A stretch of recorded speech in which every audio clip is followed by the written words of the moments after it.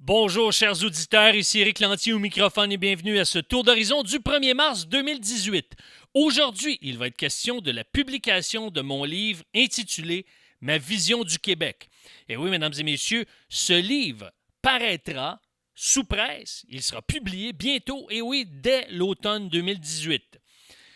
Évidemment, je viens de signer une entente avec une maison d'édition, les Éditions des Libertés numériques.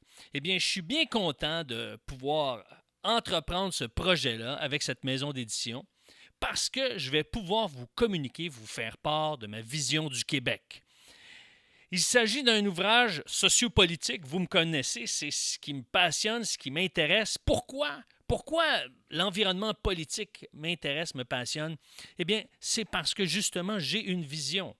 Je n'ai pas une vision de faire de la politique, je n'ai pas l'intention de me lancer dans des élections, de me présenter comme candidat. J'ai déjà eu ce rêve, mais ce rêve-là ne fait plus partie de moi. Je ne me lancerai pas en politique.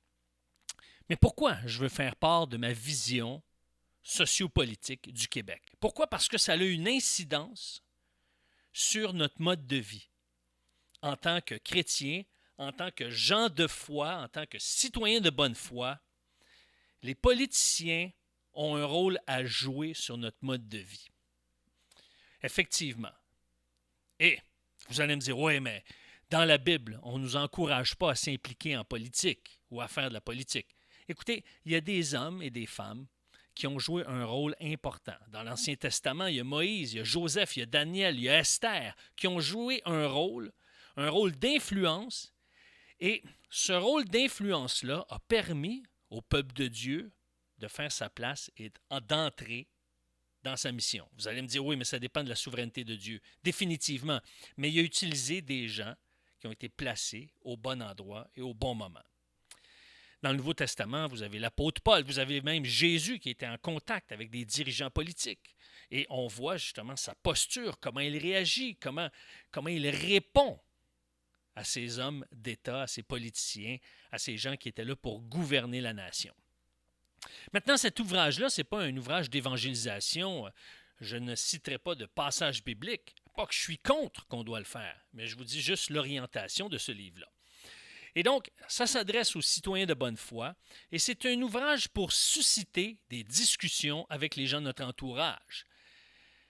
Et je vais parler d'éducation, de sexualité, je vais parler de politique nationale, je vais parler de francophonie, de la langue, de plusieurs sujets qui sont importants et des sujets où est-ce qu'on n'entend presque pas de chrétiens se prononcer sur ces questions qui sont primordiales.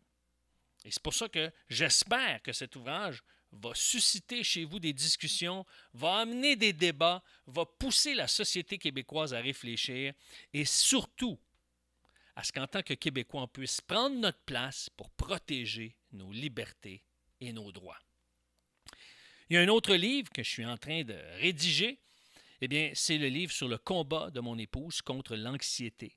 Vous savez, plusieurs d'entre vous savez que mon épouse a perdu la vie, elle s'est enlevée la vie et je suis en train d'écrire un second livre, donc que je vais publier normalement en 2019 ou 2020 au plus tard.